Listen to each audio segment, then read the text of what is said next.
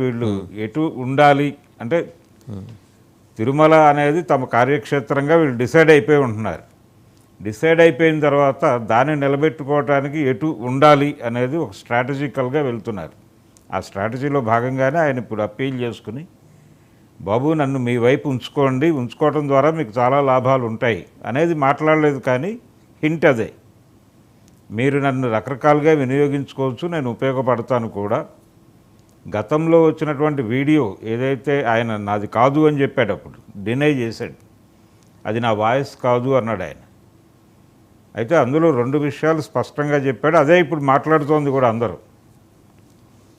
ఒకటి, ధర్మారెడ్డి క్రిస్టియన్ అనేటువంటి పదం, మొదటి పదం. రెండోది, జియర్లు వెళ్ళి ఆయన దగ్గర సాగిల పడతారు అనేటువంటిది ఒకటి. ఆయన చేసేటువంటి యాక్టివిటీలో వీళ్ళు లబ్ధి పొందుతున్నారు, వీళ్ళ కార్యక్రమాలకి ఆయన మద్దతు ఇస్తున్నాడు, వాళ్ళ మధ్య ఒక అపవిత్ర కలయిక ఉంది అన్న టోన్లో ఆ వీడియోలో ఆయన మాట్లాడినట్టుగా ఉంది. అది కొంచెం సెన్సేషన్ అయింది ఆ టైంలో. దానికి సంబంధించి ఆయన కొంచెం సీరియస్ అయ్యాడు, ఈయన మీద గొడవైంది. కాబట్టి వాటిని నేను ఇప్పుడు అధికారికంగా మాట్లాడతాను, మీరు నా మీద కేసులు తీసేసి నన్ను కొంచెం మక్కున చేర్చుకుంటే అనే హింటే ఇస్తున్నాడు ఆయన. మరి దీన్ని బట్టి ప్రభుత్వం ఏ నిర్ణయం తీసుకుంటుంది, ఎలా స్పందిస్తుంది?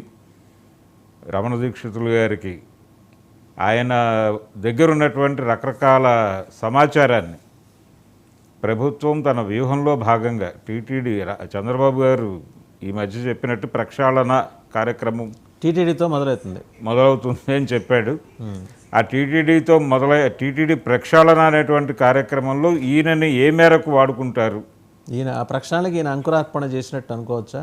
అంకురార్పణ ఆల్రెడీ జరిగిందండి. ఆల్రెడీ ఇవన్నీ మాట్లాడారు కదా, చంద్రబాబు మాట్లాడాడు, ఇంకా ఇతర తెలుగుదేశం నాయకులు మాట్లాడారు. ఎవరైతే ఇప్పుడు టీటీడీ మీద ఆధిపత్యం కోసం పాకులాడుతున్నారో వాళ్ళందరి వైపు నుంచి వస్తున్నాయి ఈ వ్యాఖ్యలు. పర్టికులర్గా ఈ అన్యమత ప్రచారము, వీటికి సంబంధించినటువంటి ఆరోపణలు మనం ఇంతకుముందు కూడా మాట్లాడుకున్నాం. అక్కడ ధర్మారెడ్డి, అలాగే భూమన కరుణాకర్ రెడ్డి మీద వచ్చినటువంటి వ్యవహారాలు, వీటి గురించి మనం ఇంతకుముందు మాట్లాడుకున్నాం. వీటికి లింక్ చేస్తూ ఇప్పుడు ఈ వ్యవహారం ముందుకు వస్తూ ధర్మారెడ్డి మీద ఇతను అధికారికంగా చెప్పగలడు.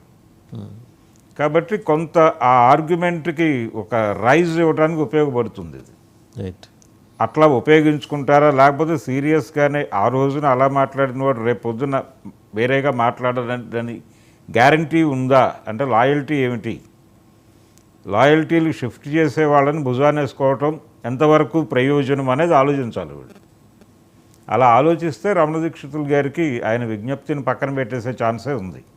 ఇవన్నీ పక్కన పెడితే అండి, అసలు ఇప్పుడు లోకేష్ గారి రెడ్ బుక్లో టీటీడీలో ఇటువంటి వివాదాలకు కారణమైన వాళ్ళ పేర్లు, అలాగే అవినీతికి పాల్పడిన వాళ్ళ పేర్లు ఉన్నాయంటున్నారా? అందులో భాగంగానే అదేదో తెలుసుకొని ముందరే సరెండర్ అయిపోతే మంచిదనే ఉద్దేశంతో రమణ దీక్షితులు ముందుకు వచ్చారా?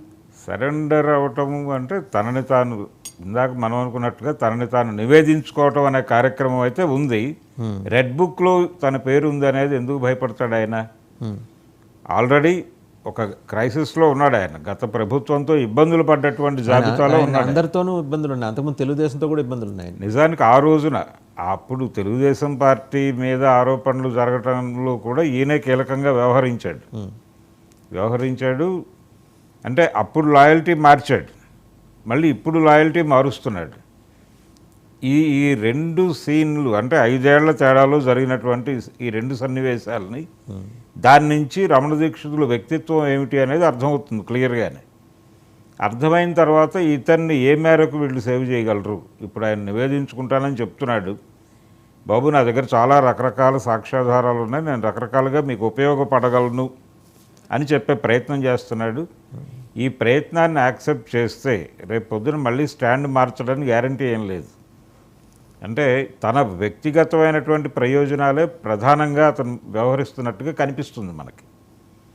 అక్కడ ఆ పుణ్యక్షేత్రము, దాని తాలూకా పవిత్రతను కాపాడుట, లేకపోతే మరొకటో ఆయనకి ఏమాత్రము ఆయన ఎజెండాలో లేవు. అవి ఆయన స్మృతి పథంలో కూడా లేవు. ఎజెండాయే కాదు, స్మృతి పథంలో కూడా లేవు. కేవలం ఏది కేవలం తాను ఏళ్ల స్వీయ తరబడి ప్రయోజనాలు. స్వామివారి పాదాల చెంత సేవ చేసిన విషయం కూడా ఆయన విస్మరించేశారు. సేవ చేయటం కూడా మెకానికల్గా మీకు చాలా ఆలయాల్లో ఆ ధోరణి కనిపిస్తుంది మీకు. అంటే దేవుడికి దూరంగా ఉన్నవాడికి భక్తి, దగ్గరగా ఉన్నవాడికి విరక్తి అనేది ఒక పాత జోక్ ఉంది.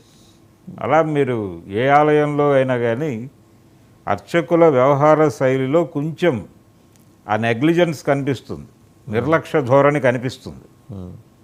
మన దేవుడే కదా అనుకుని వ్యవహరిస్తారా అనేది ఆశ్చర్యం కలిగిస్తుంది భక్తులకి.